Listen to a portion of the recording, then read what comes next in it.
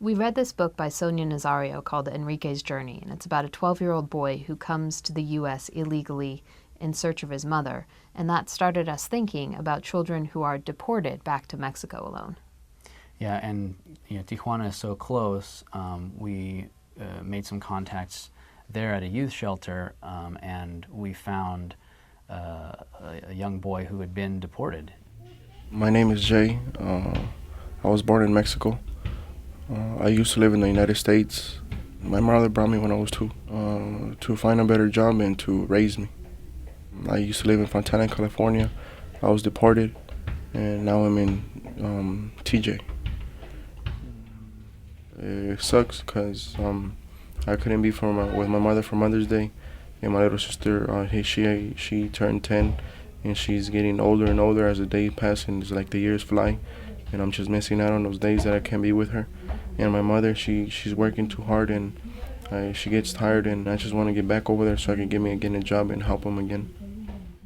This was the second time that Jay had been deported. The first time he was at the shelter for about 2 months before he paid smugglers $1,500 to bring him back to the U.S. We met him at a place called Plaza Rio, or over here. It's like a big shopping center, and he was right there because he told me meet me by the movie theater. So then I went and I met him, and then we got on the car, and then we drove somewhere by the line, by McDonald's. It's over there. And then from right there, we got off, and then we walked. I climbed the big fence, and then once I got over the fence, there was another fence I had to hop over, but they say you don't have to hop over that one. There's a hole under, so you could go under. First I looked, and then he said, no, there's a house. And then I came back under the hole, and then he said, don't worry, there's no problem. So then I crawled under, and then he went through too, and then he went, and then we came in the backyard of a house. Then I walked to a main street, and then he told me go straight down, and then by the way you get straight down, you'll see a Jack in the Box. So then I just kept on walking, and then I just finally seen the Jack in the Box, and right there was my car. Well, the car that was going to take me, so then I just got there, and then I was happy. Jay made it back to Fontana, and a few weeks later, it was his 17th birthday. And he swore to himself on his 17th birthday he was going to go clean. He wasn't going to smoke marijuana anymore, and he wasn't going to smoke cigarettes anymore. But he quit those things by turning to alcohol and started drinking a lot. Yeah, and one day he was on the street, drunk, walking with a bottle in his hand, and he got picked up by the police. Luckily they let him off with a warning, but that started the ball rolling, and immigration came looking for him. Well, I was in the backyard at my little sister's birthday, in the back of my house, and I was drinking, and I was in. There's a fire that I always make like every night when it's really cold, and I was drunk. So then immigration came, and I got up to run, but I couldn't because I was too drunk. So then they got me, and they just picked me up, and they put the handcuffs on me, and they took me inside a van. My little sister was asleep, thank God. My mom, she was crying, and my stepdad, he was crying too, and some other family members over there. They were just saying what's happening, why they're taking him. And then they couldn't do anything about it, so that's it. When we met Jay, he'd been at the shelter for about a week, and he told us that mostly he was just trying to keep his mind off of drinking alcohol. He couldn't go to school because he didn't have a Mexican birth certificate, but he told us that he really liked math, and so he was helping the kids that were going to school with their math homework. He was teaching them some English. He was playing soccer, working out a little bit. And he was also working on this drawing. Yeah, they had a contest there between the kids. He drew this image, it was really great, of himself as an Aztec warrior and his sister as an Aztec queen.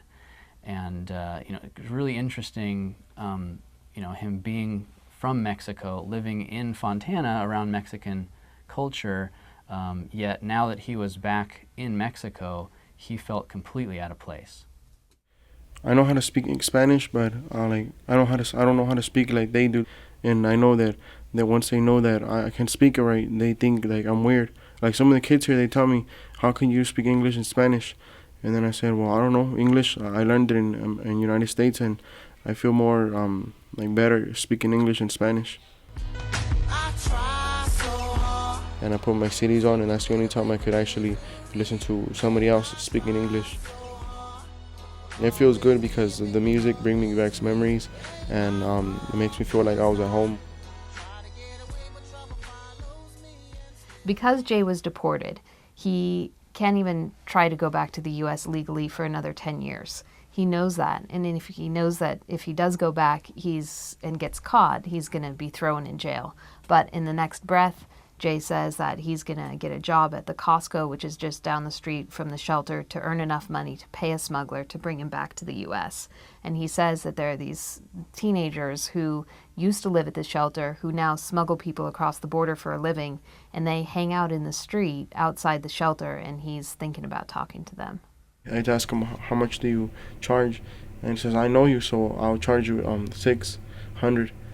The other day, one of them came, and they told me that whenever I'm ready to go and I have the money, they will just go. In my mind, like a part of me wants to wait here, but then another part of me says I can't, because I'm gonna see people like my little sister. She's 10 right now. She's gonna be 20 when I get back. I can't do that. Right after we taped this last interview with him, where he mentions these smuggler kids, we were a little bit worried that he might decide to cross the border. So we pleaded with him. If you're going to do this, please get a hold of us, because we want to follow your story. We set up an appointment to meet again the next week. We went back, and he was gone. The people at the shelter, when we went back, said we released him to his aunt over the weekend. So we then tried to track him down. You called the school. You couldn't even verify that a student by his name went there. He told us how he played football in high school and how he was the homecoming king, and you tried to track that down with his football coach, right? Yeah, but the coach was an assistant coach, and he traveled so much, it was like a short-term thing, so he didn't really even remember. I know you talked to, you called the number we had. Someone who may have been his mom. Right. He gave me this number for his mom, and I called, and this woman answered, and she wouldn't really verify if she was his mom or not. And then the woman said, oh, well, his mom is out working, and she'll call when she gets back, and a few of these phone calls, and I never heard anything back. I was imagining with the school record, it's possible that he just used a different name, to attend school, which makes it hard for us to be able to verify that. With the mom, we may have been talking to the mom, but she was just afraid that someone was trying to track down her son and was going to try to Exactly. I mean, it's this kind of precarious immigration snafu that she's caught up in, and strangers are calling her on the phone. If I was in that place, I wouldn't want to talk to me either.